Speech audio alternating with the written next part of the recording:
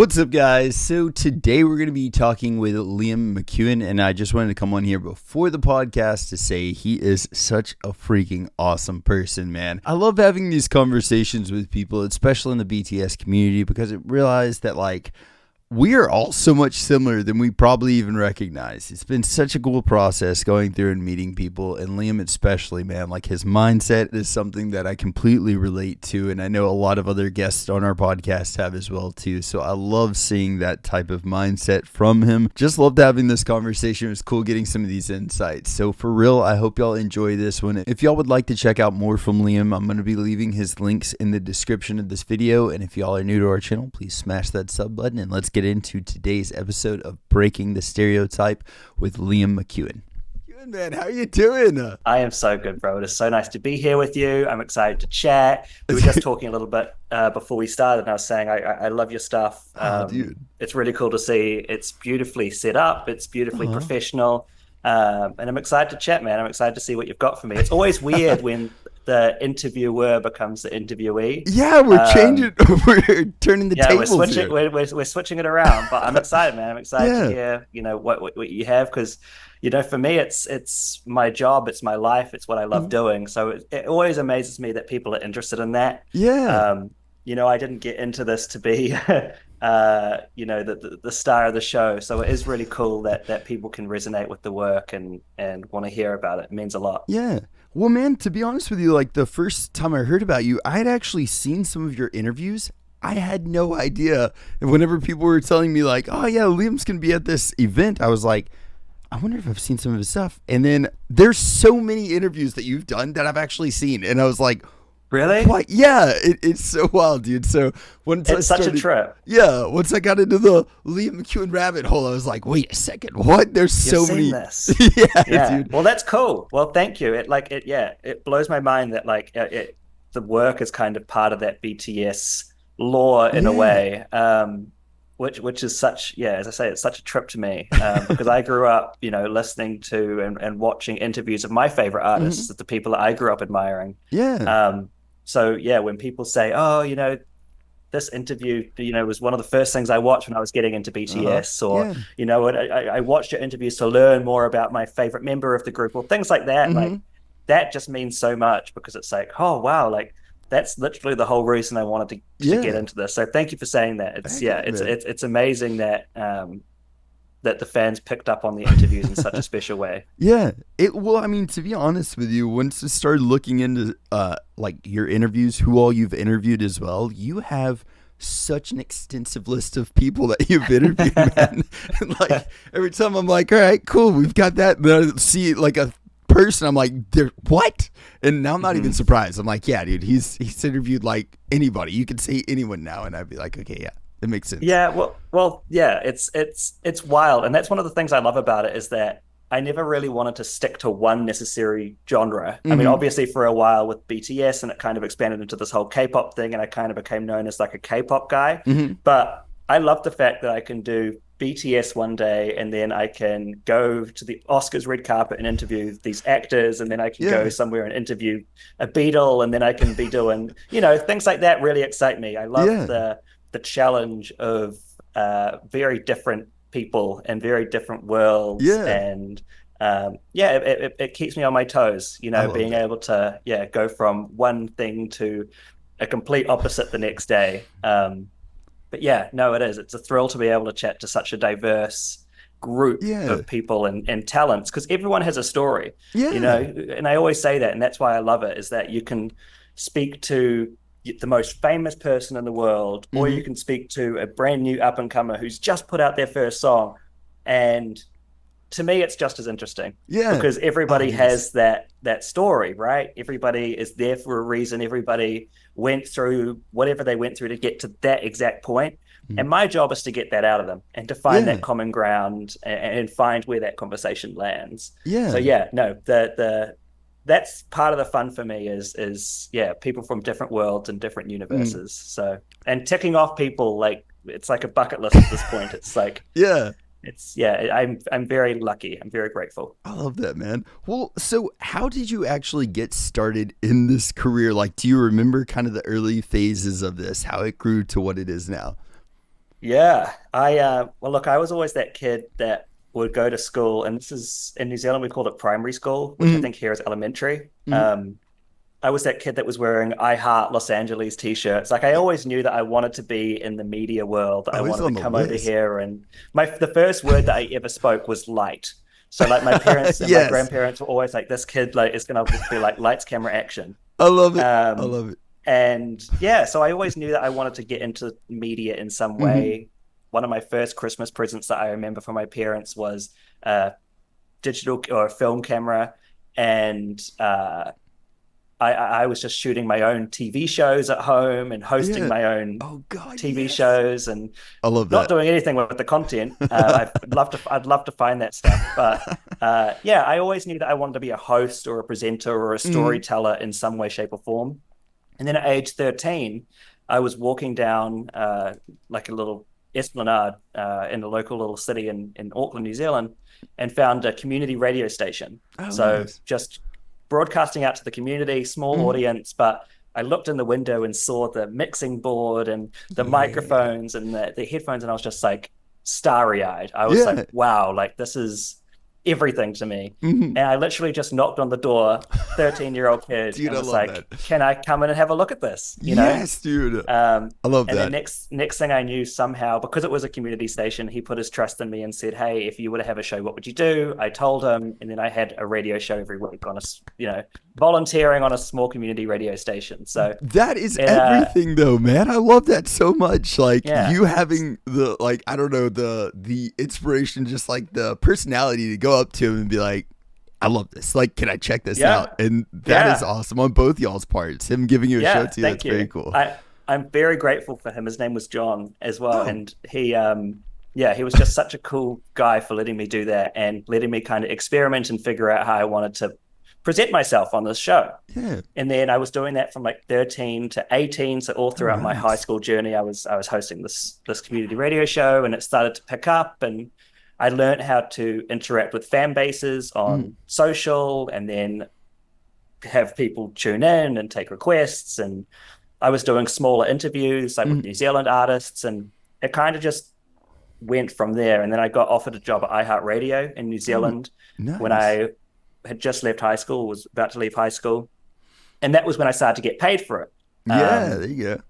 and then from there, yeah, it just kind of snowballed pretty quickly. Mm, Um, from iHeart, and I started doing kids television in New Zealand, and then I once again shooted the shot at a magazine here in America called J14 magazine, which was like a teenage magazine mhm. or like the teenage gossip.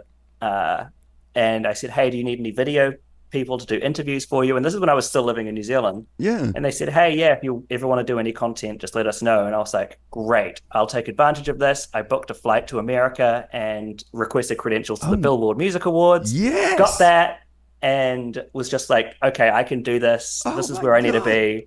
Dude, And yes. then, yeah, here I am. That was 2015, and now here I am, 2024. Nearly a decade later. I moved in 2017, so I've Mm, been here for like 7 years. And now I'm a freelancer, so I'm just doing things for whoever mm. wants me to do things. I'm doing a lot of things with the Associated Press, which is cool. So, yeah, sorry, you asked me how it began, but I gave you the whole story. No, dude, But thank you. I yeah, that was the journey. I think the thing I love about that is so many people can relate to what you just said. Like, but it's that you jumping into it, man. Like from an early age, like you as a kid just being like, "Hey, what is in here? This is beautiful. I want to learn more." Mhm, And then like with J14. Actually, mhm. so I normally do little deep dives on some people, and I found some of your early J14 stuff where you did Did like you now? I think it was tips for prom. It was like prom I tips. That's so embarrassing. That's so Dude, cringy and I love horrible. Well, it. see, like things like that, it's like no one ever likes looking at their early content or their Oh yeah, early it's work. true. But that was just kind of the grind that like I was doing for this company. Like I Mhm. said, "Do you want video stuff?" And they said, "Whatever you come up with." Oh wow. And I was just literally throwing things at them to get Yeah. exposure and to Mhm. get into these magazines and into these things. And that was one of my goofy little videos that Dude, I I love made it. back then. Yeah. But then, yeah, that was before I moved as well. So in New Zealand, obviously, there's not a lot of celebrity content that you can create because we have like two really celebrities there. So yeah, I was just doing random things like what can I think of? So I did like tips for going to prom. I did, celebrity news stories. I did dressing for Coachella guides, red carpet guides, like things like that, and would really just kind of come up with ideas to, as I say, get exposure, get myself into the magazines or into the digital space. And eventually I was like, I need to move to LA because if I want to do this to the extent that I want to, I need to move. And because interviewing was always number one, that was always what I wanted to do in the space, be able to talk to these people and create these stories and help fans get to know their favorite artists a little bit more. But yeah, no, thank you. I appreciate you doing a deep dive. That's very kind. It's nice. Well, and also I appreciate that as an interviewer because I'm like, that's what I do. I go and do deep dives before I interview anyone. So good on you. Dude, thank you. Well, have there been some people in the past who have inspired you, or who as a kid you remember watching and being like, this is what I want to do? Is there somebody that might have done that for you? Yeah, a lot of it was local New Zealand and Australian TV. So I would watch the after school shows and I would see, these people host, kids shows. And whenever a celebrity would come to town, I remember watching them interview Justin Bieber or whoever was coming into town at the time and being this is so cool because especially coming from New Zealand, it is so far away from pop culture and American culture. So seeing New Zealanders with big American A-listers just didn't seem it's how on earth can that happen? We're half of the world away. So yeah, all those after school shows, I used to want to be the host of those shows so badly. And then I ended up being able to do that on one of the shows. So that inspired me a lot, but also I love watching American TV. So I love watching American Idol and seeing Ryan Seacrest or watching Howard Stern, people like that, people who came into the industry and really put their stamp on it. Because there are so many interviewers out there. There are so many people that host a radio show or do this or do that. But I like to look at those people like Ryan or Howard, and it's how did they create a personal brand and how did they outshine everybody else? What was it about these guys that put them in this place? And that's always been fascinating to me. Especially these days, it's you can't just do one thing. You can't just host a radio show. You have to host a radio show and be on social and be on YouTube and be everywhere, because otherwise you just get lost in the crowd. It's wild. Do you feel because there are these outliers kind of, and even in today, there's definitely some still strong up and coming outliers of that culture. And but do you feel even Howard Stern, for instance, a very prominent pop culture icon, person that just transcended a person that's doing interviews and stuff, or a radio show host. He did movies. He just did everything. And do you think that some of the ways that the early people did that was that they were everywhere, kind of in a sense? They were doing everything. Yeah, absolutely. That's how they got themselves out there. If you couldn't tune into the radio to listen to Howard's show, you may have seen his movie or you may have read his book. Or with Ryan Seacrest, if you don't live in LA and couldn't listen to him on Kiss FM or wherever he is, you'd see him on American Idol or you'd see him on this or now, New Year's Rockin' Eve. So you do have to be everywhere. And that was then, right? So that was 90s, early 2000s. Now you have every media you want on your fingertips. You're on TikTok, you're on this, you're on this, you're on this. So it's just changed. And even in the 7 years that I've been living here, or the decade now that I've been in media, just watching the evolution has been so fascinating and so interesting. Because when I got started, we were still on Vine, Yes, dude. So yeah, just a very interesting thing to observe how quickly it changes, and you can't predict where that next place is going to be or what works or what doesn't. And everybody asks me, "Oh, what's the secret? How do you grow a following, or how do you do this?" And I'm like, look, if there was a secret, if there was a rule book, everybody would be doing it. It's just a lot of trial and error. It's just a lot of putting yourself out there, figuring out, as I just mentioned, how can you do something in a different way than other people are. And yeah, I also like to not even think of yes, I'm an interviewer and that's what I do, but I don't even think of it as an interview. I like to think of things as like more of a conversation, because that way it kind of brings people at ease. And no, sorry, I'm a rambler. You can say I'm a talker. This is why I do what I do, because I can yap for days. Listen, our viewers are in trouble because I'm the same way. So are you? Yeah, we'll just keep going. It's all good, man. Well, so so we get over to America. How long until you actually met with, because everyone watching right now, huge BTS fans, how did that interview end up happening, your first BTS interview? That happened the year I moved in 2017. Wow. And I was working with, J14 magazine at the time. And obviously that's the audience for it at the time. So I remember it so vividly too.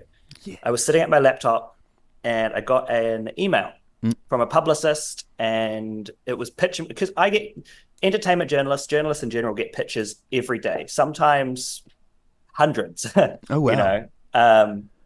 And I got this email and it said something along the lines of, new Korean boy band to watch or something like that. And in the email, it said, hey, will you be at the Billboard Music Awards? Yes, I was going to be at the Billboard Music Awards. We're going to have this up-and-coming K-pop act there. Their name's b.t.s. They're going to be the biggest thing. Just watch out. Yeah. And I get so many emails pitching things, but something about that email, I was like, this is interesting. Like I was saying earlier in the chat, like I love the challenge of trying something new and entering a new space. And I'd never interviewed a K-pop group before. Like, what would that be like? I knew basics of K-pop, barely the basics. Obviously, everybody knows things like Gangnam Style and all of that. But like, I couldn't like name you a group. So I was like, sure, let's see what this is. And obviously, every publicist thinks their group or their artist is going to be the next big thing. Yeah. But there was something about this, and I was like, this is really interesting to me. So I was there at the Billboard Music Awards. I said, yes, of course, bring them over. I was there at the Billboard Music Awards, and they come on over, and we have this chat. And I'd done a little bit of prior research, but it's the Billboard Awards. Like, I wasn't specifically there just to interview BTS. I probably had 20 interviews I had to do that day. So I couldn't specifically sit down and like spend hours on each interview. It was just like, okay, find out the basics and yap with them.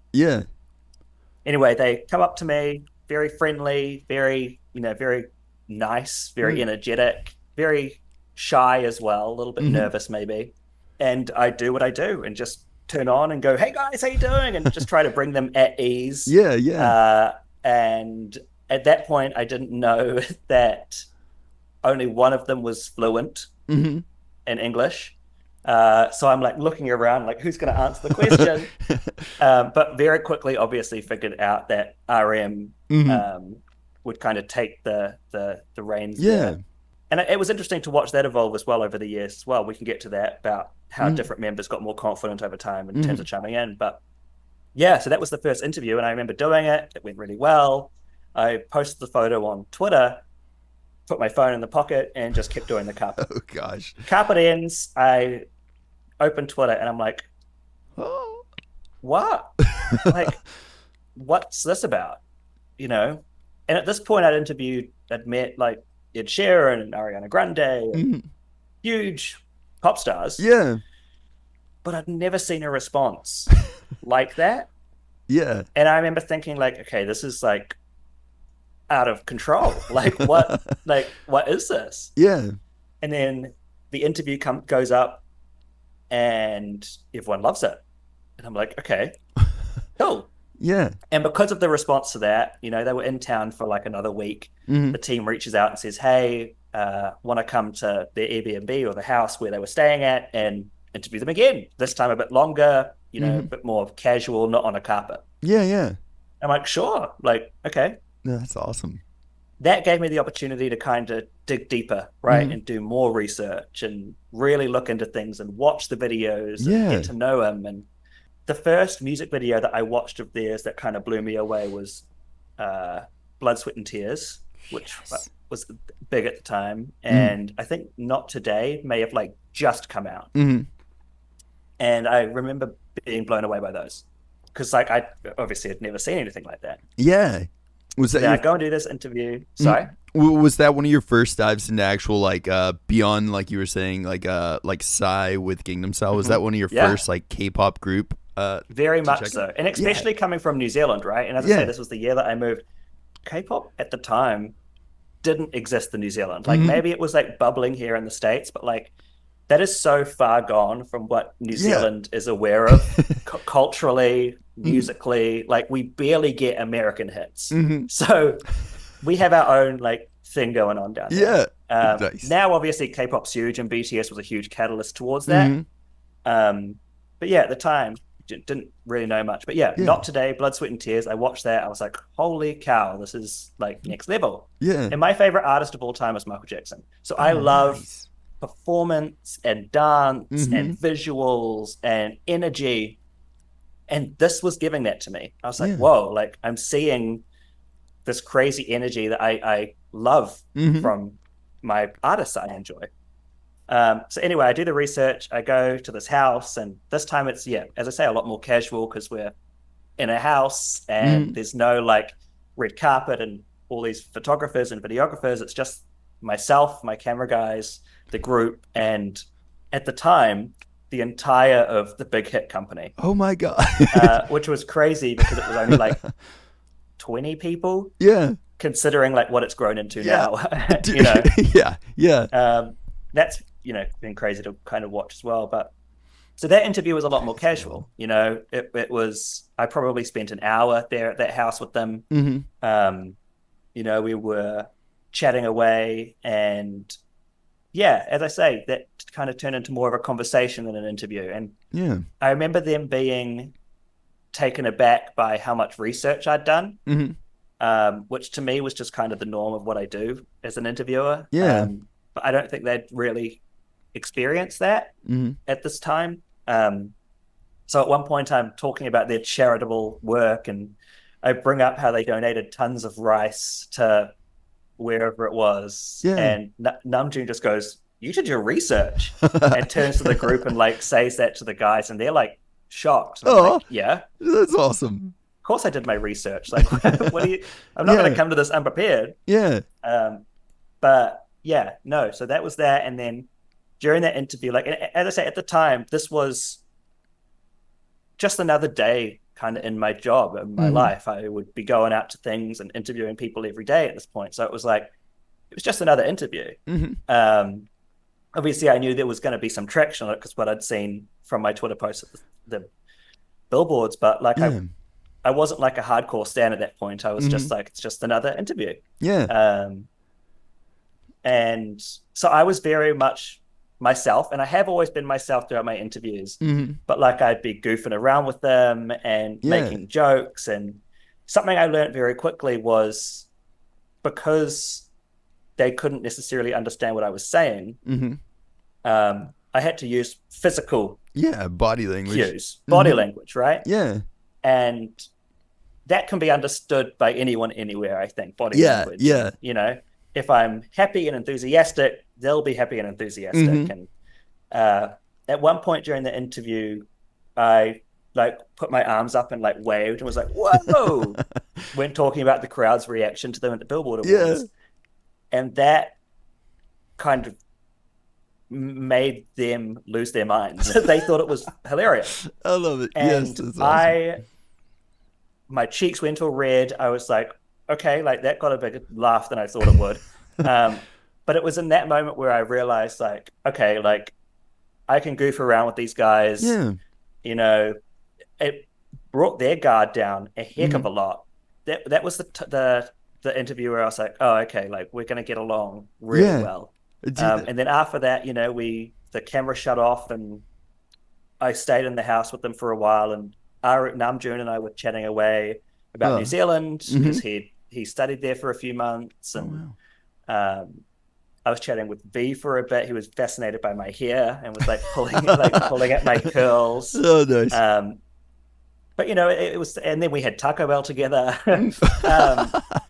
So it was that was a really crucial period of time for numerous reasons. Number one, it was just me getting to know them. them getting familiar with me and my style. Mm-hmm. And, you know, we're all of a similar age. And I think they appreciated just that energy being brought to the table. Mm-hmm. So yeah, that was the first two big interviews that happened within days of each other. And that's how it got started. And then Yeah. from there, that interview went up and yeah, kind of just had its own legs and did its own thing. Yeah. And I'm very grateful for that. But yeah, no, that I was very grateful and blown away at the reaction to that. And I'm glad that it resonated with people. Yeah. And then, yeah, from that moment onwards, every time they would release something or every time, you know, they had something to say, I was lucky enough to get the call. Dude, that's awesome, though. So, yeah, that's how it got started. Yeah. The wild thing is, that reminds me so much of, like, a lot of reactors' journey into b.t.s. Like, obviously, yours is very much more hands-on. It's relatable, I think, very how a lot of people, including myself, got into them. Like, with our first reaction being your first interview, not necessarily knowing the extent of what you were getting into. Like, right. My friend was just like, hey, check out this. And I was doing reactions already. And I'm like very metal based is like my, you know, like fan is your base. vibe usually. Yeah. So I was like, I don't know, no research at all into it. And they dropped me into like outro tier. And I was like, well, this is way different than I thought it was going to be. And then Army's reaction to my reaction was like completely unexpected as well too. I was like, wait, what? So yeah, like what's going on? That's cool. And like also one of the things that fascinates me about b.t.s and K-pop in general, but especially b.t.s, is like, as you say, it might not be the style of music that you're used to, but there is something about it that is just so captivating and interesting, and they bend genres so wonderfully and beautifully. Like one album is, you know, rock infused, and then the next is pop, and then they've got disco, and then they've got R&B, and then they've got like hip hop and rap, and they really do span so many different genres. And that's, I think, you know, testament to obviously the different talents of the seven guys. But yeah, it's interesting that you say that it kind of just happened for you in that sense, because yeah, I think a lot of people don't like expect to get into it, and then it's just one exposure and the floodgates opened. And, you know. So post this second interview where you actually get to meet and hang out with him for a while, like, when would you say after that you become like, well, I guess a good question to start with is like, are you a fan of their music? Like, would you consider yourself Army, or like, where are you with that term in your life? I am 250% an Army. Boom. Okay. Of course. I wouldn't have been able to be as deep into this world if I wasn't like a hardcore Army, because it takes, you know, people see it and they're like, oh, you know, he's having fun, he's interviewing them, but it takes so much work to do these interviews. So to be this deep into the world, yes, I definitely have to be an Army. Heck yeah. But the point where it happened would probably be, I think, my third interview. There were so many interviews with them at this point, I kind of forget what orders they're in. So I have to think about the albums and be like, what album were we promoting and what order did they come out in? Yeah. But it was around when they came here for the AMAs. They were performing. They were doing their first TV performance, and it was DNA. Oh wow! At the AMAs, and perfect. I think the DNA video came out, and I was like, "That's it!" Like, you know, I went from like just being an appreciator to being like, "This is like so cool." Yeah. Because that video was just like next level. Yeah. I couldn't even imagine being like a fan of theirs at the time when all these were coming out, and then seeing that and be like, okay, because it must have felt like this was like changing the world of music in a way, you know? Yeah. And as I say, like at that point, I was reporting on everyone and doing interviews with everyone under the sun, and like I just hadn't seen anything like I had with b.t.s. Whether it be the marketing, whether it be the music, the visuals, the performance, the people, the team that they were working with, the fans, obviously, like it was just so amazing to me. I was in awe of it. But yeah, I think when DNA came out, that's when I was like, oh, okay, like I'm really starting to get into this thing, like interviewer aside, like as a person, like I'm really starting to dig this. And then by the time they released Love Yourself Tear, and I sat down with them to do that interview. I was full on wearing the BTS Love Yourself hoodie. I had my BTS little notebook. Yes, man. There you go. And then at the start of the interview, I bring it out and Jin goes, "Are you ARMY?" And I'm like, "Of course I'm ARMY." So like I was very much like, yeah, at that point, fully into it. Yes. And they kept, I feel like they kept catering to me because when Dynamite comes out, it's like so Michael Jackson. So it was just like everything that came out, everything that they did, I was just like, it just worked and it clicked with myself personally, but obviously armies all around the world. And it just kept getting bigger. Mm-hmm. And that was something that blew me away as well. It was like, you think they can't get any bigger, but then they just like did. Like when they did, Love Yourself tier and the Love Yourself tour, it was just like, how could you possibly get any bigger than this? They were doing like 3 or 4 shows at the Staples Center, and I was like, wow, this is incredible. And then it was like 4 or 5 shows at SoFi. So like, it was such an interesting thing to watch. And also like part that like fascinates me as well, especially when I'm talking about it, I realized that like my BTS journey was not typical at all. No, like by the time that I became a hardcore like ARMY, I knew the guys, right? So like, I mean, that's amazing. It was just a very weird like situation or dynamic to get into. And to be honest, there was a point where I kind of took a step back because I was like, okay, it's starting to feel like a job. K-pop in general, not BTS specifically, but K-pop in general just started to feel like a bit of a job. But then I quickly snapped out of that and realized exactly how lucky I am to be able to do this. But I have a very interesting relationship with K-pop. But of course, I'm an ARMY through and through. But I think that's one thing that people sometimes don't really realize, especially like watching the post, you know what I mean? Watching it after the interview is done and stuff. Like you saying you do a lot of research into bands. Like going into that second interview with BTS, how many hours would you say that you poured over content and just going through it?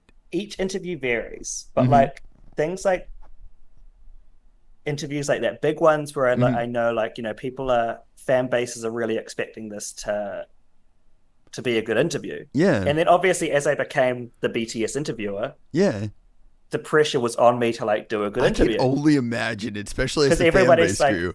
Everyone's like, oh, Liam's going to do another interview. I bet it's going to be great. And I'm like, well, it better bloody be great. Hopefully it's great. Like, do y'all know something I don't yet? So that like, and people always ask like, well, do I get nervous? And it's like, no, the nerves for me aren't meeting the people. It's like doing a good interview, getting a good interview, especially with, as I say, the fan base. But very grateful that it's always resonated. But how much research? Like, usually I'll sit down, like even if it's someone like Tomorrow by Together, I will sit down and spend a whole day just like, coming up with questions. And a lot of the time as well, like I'll come up with, I know what I want to ask, but I'll have 5 different ways of asking it.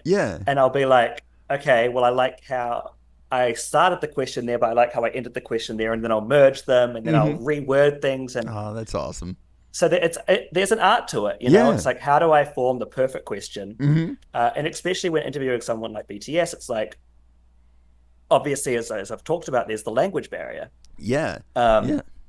And not in those early interviews, but in the later interviews, there was a translator, right, on site. That is awesome. I would ask the question. The question would go to a translator.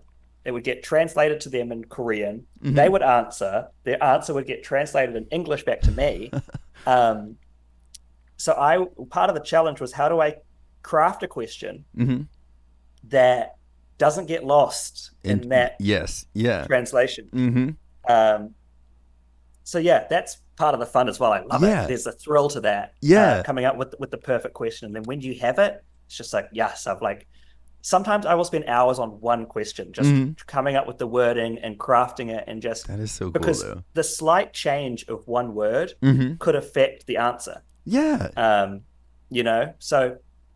and also I like to give my questions a little bit of a I like to load it. So like I'll Yeah. give the context. I'll give the context of the question and then launch into the question. I love that. I do that for a couple of reasons. Number one, I've always got to presume that someone watching this, it might be their first time. They may not know the history of whoever it is that I'm speaking with. And number two, if I do ramble a little bit, it gives the star or the artist the opportunity to think a bit longer rather than just like question, answer. Yeah. It's like little context, little fact, hit them with the question. Yeah. But also, like, I've already got, I don't have an interview with BTS lined up, obviously. They're busy right now.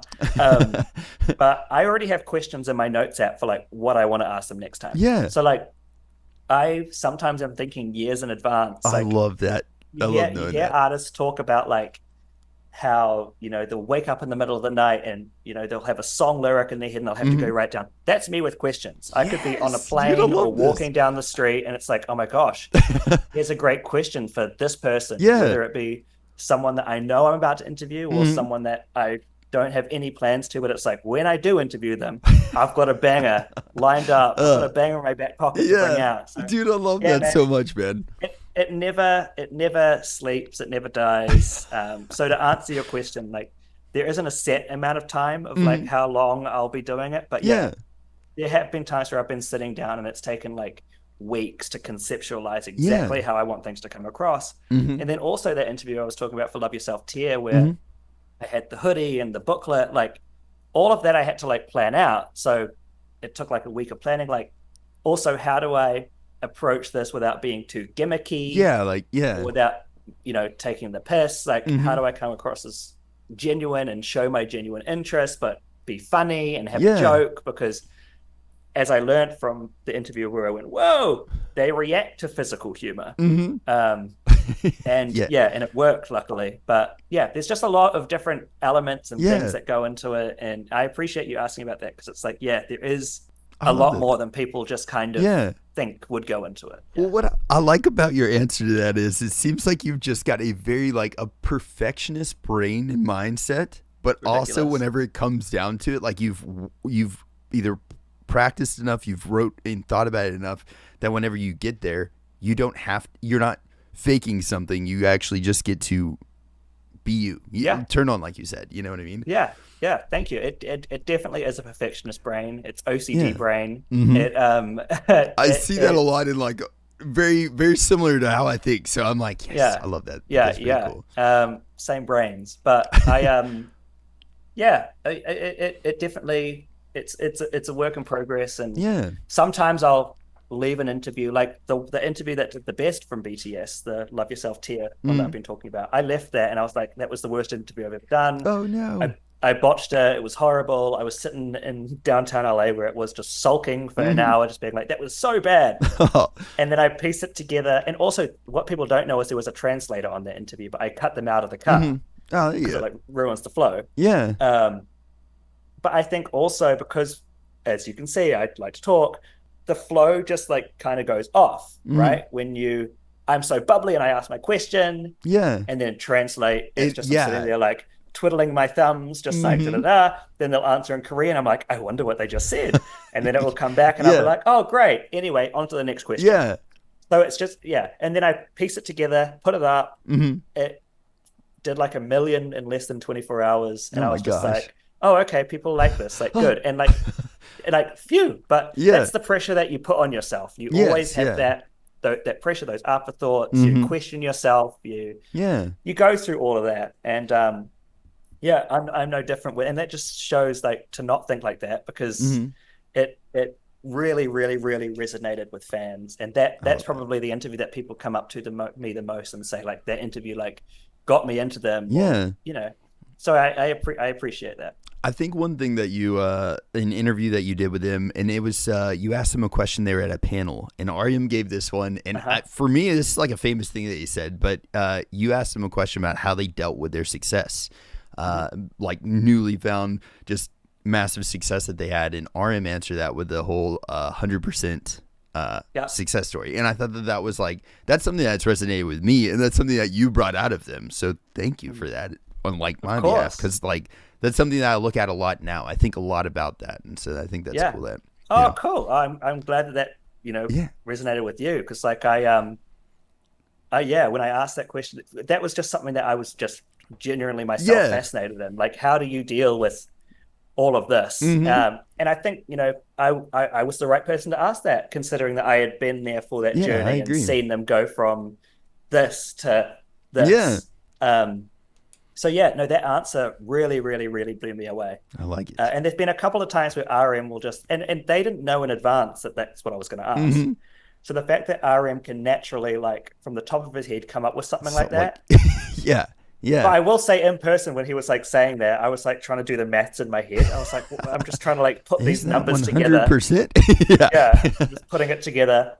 Obviously, I understood what he was saying, but it was very interesting, and that's awesome. He's so right. It is. It's a teamwork thing. Obviously, the 7 guys, but good on him for being gracious and thanking Big Head and Hybe, and because it really is a team project. There is not one person that is solely responsible for that journey. And I think those words mean a lot coming from the leader of the group as well. Very much. He could have easily been like, I'm the leader. I love to run the ship, but that's just not who he is and not who they are. I love that. So good on him. Heck yeah. Well, man, we actually have some fan questions for you if you're up for it. Yeah. People are like, you've got who coming going? Oh my God. So, please. I can't wait. Heck yes. So the first one that we've got is from b.t.s OT7, and she said, how did you get on the b.t.s crosswalk concert? Do you remember how that instance happened? Yes, I do. So I always forget that I was in that. And then, like, someone will like bring it up on Twitter, and I'm like, oh yeah. No, so we got some intel that it was happening. That's what would be going on. And we were like, we should go watch it because it's just down the road from where I am. Why wouldn't we? So we went down to watch it, and we were watching, I think they were doing Butter, and they did Permission to Dance, and the last one that they filmed was Dynamite. And I was there with my girlfriend and a couple of our friends. And I don't know who suggested it. They were like, should we get in the car and like stop and just be like there? And we were like, yeah, but you'd have to like time it right?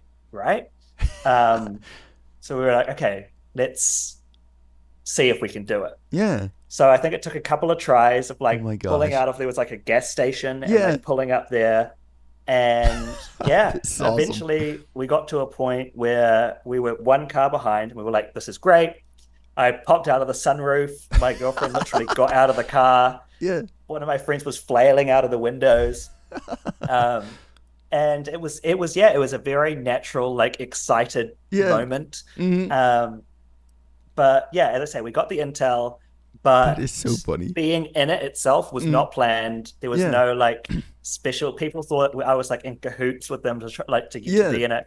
No, I got told about it, knew about it, and was like, let's do this. Let's do this. Like, why would we not? And there was no one else trying to do that. And then we did it.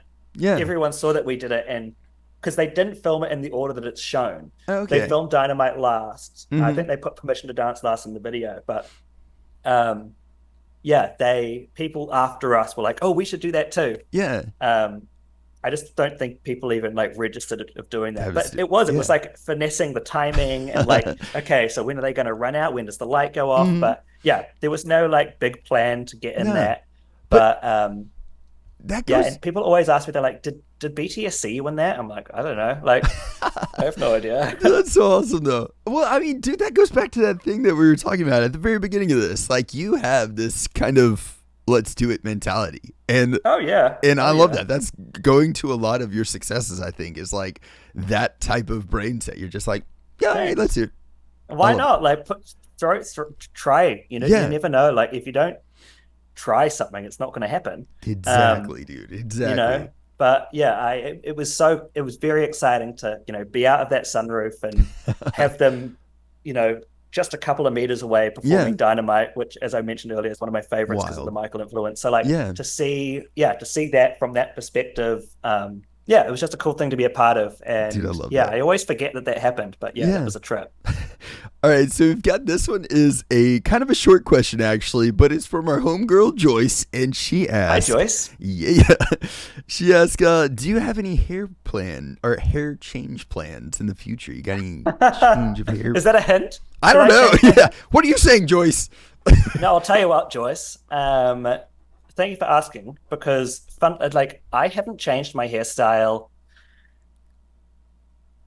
forever. It I works, think the man. It last works. thanks, bro. Thanks. The last time I had short hair would have been when I was like 9, and Yeah, I'm 28 now, so a long time ago. yeah, Um, like I actually have thought about that. Like, what would I do if I was to change it? But I also feel like I would look so goofy if I had anything but long hair. Like, I'm never going to have short hair. That's for sure. yeah, But like, yes, I could style it differently. I could, but like, also, I'm not a hair care specialist. So if there are yeah, any hair care specialists that have any ideas for me, yeah, I'm all ears. Let me know.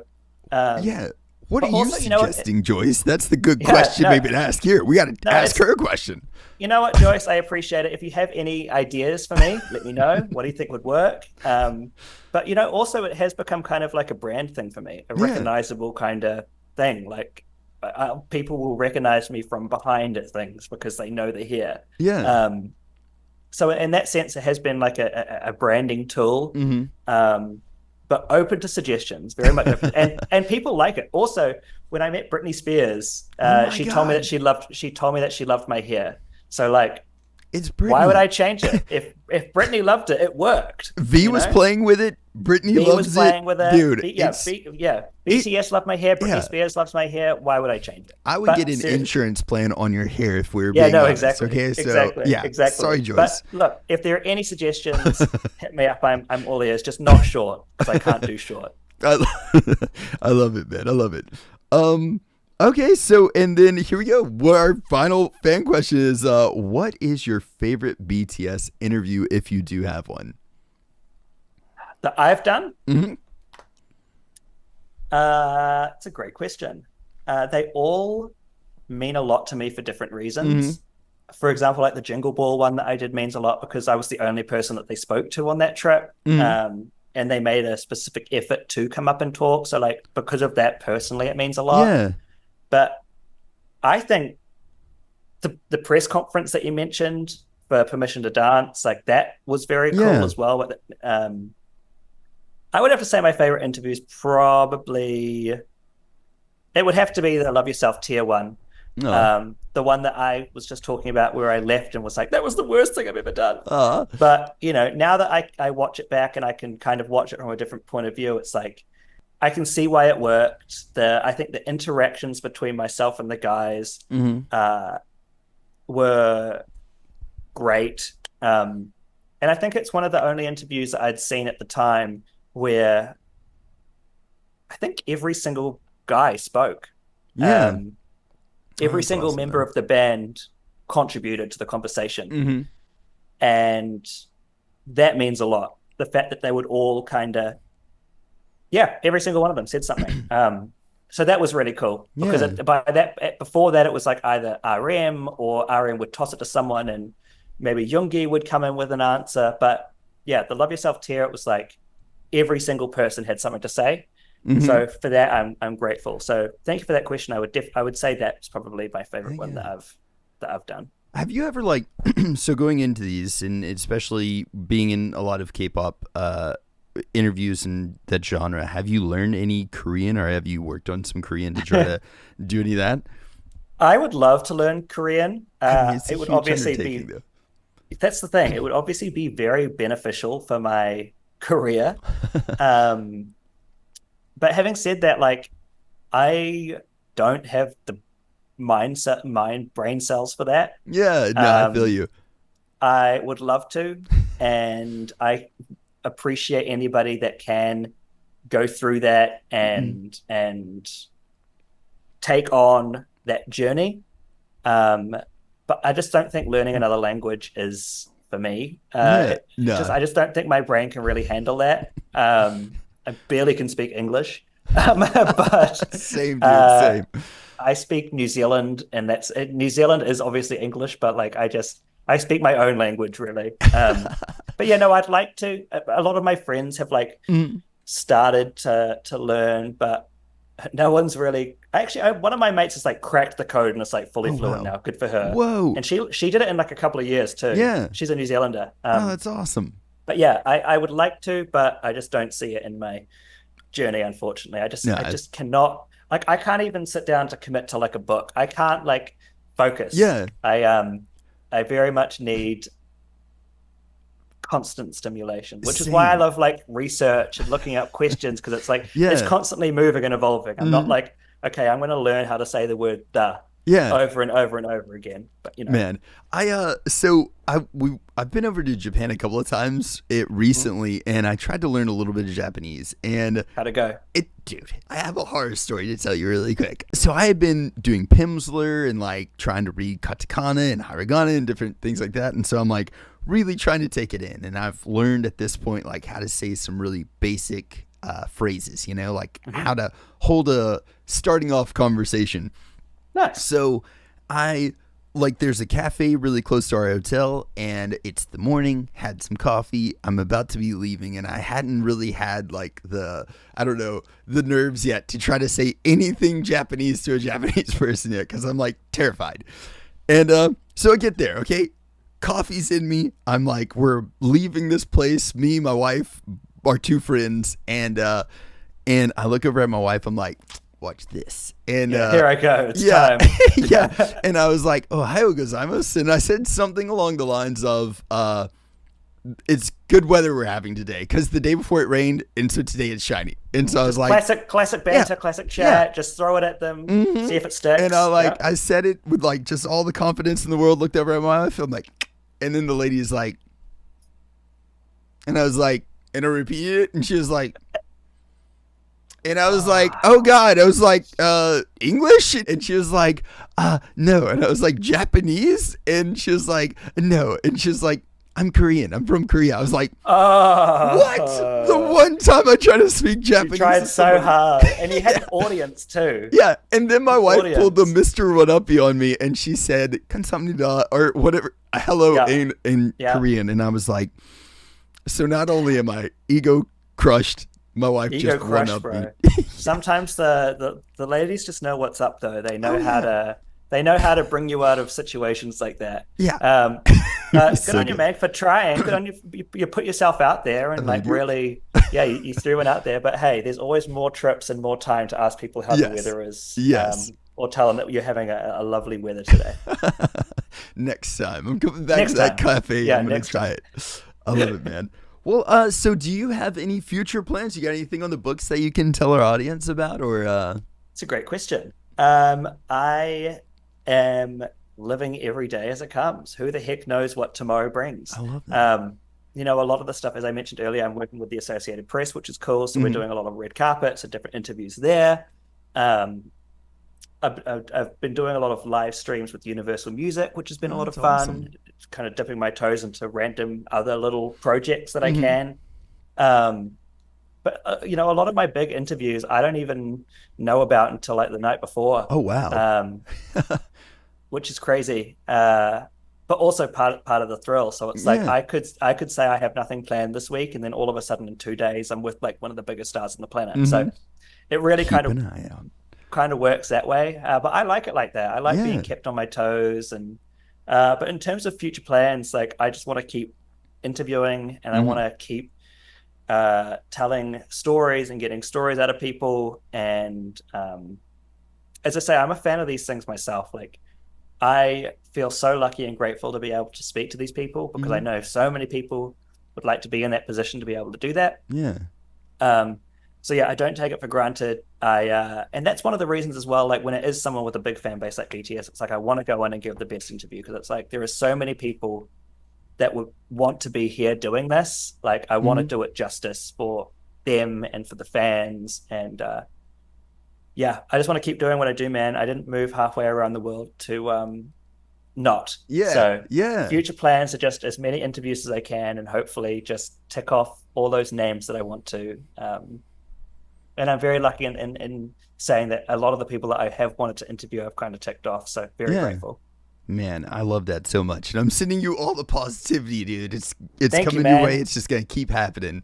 I'm feeling it. I'm receiving it. It means a lot. It really does. Heck yeah, man. Well, again, dude, thank you very much for blessing us with your presence on here today. It has been awesome sharing your stories with us. And I don't know, man. I can't wait to see what the future holds for you. Thank you. I appreciate it. Please hit me when you're in LA. I would love to be face to face. Your energy is contagious. Oh, dude, we have much more to chat about. But yeah, congrats on what you're doing too. Your setup is amazing. Dude. Your pod is great. The variety of content that you have is wonderful. Thank you, man. And I noticed that and I admire that. So giving you your props, man. Well done. Dude, thank you very much. I appreciate your research as well. Like, thank you for doing the dive and looking into it, and your kind words about my work. And to the armies that are watching, like, thank you for sticking with me and enjoying the content. And I just hope that, the stuff has resonated. And I look forward to seeing the guys again whenever that moment arises, and I promise that I will give them the best interview that I possibly can. So thank you. And also, like, another note, they are the nicest guys in the world. So like, everybody that like stands them, you stan the right people. Like, I just wanted to say that because like they are actually genuinely like very good guys. So that is freaking awesome hearing that, dude. Thank you for sharing that, man. Liam, everybody. Woo! Yeah. Thank you, John.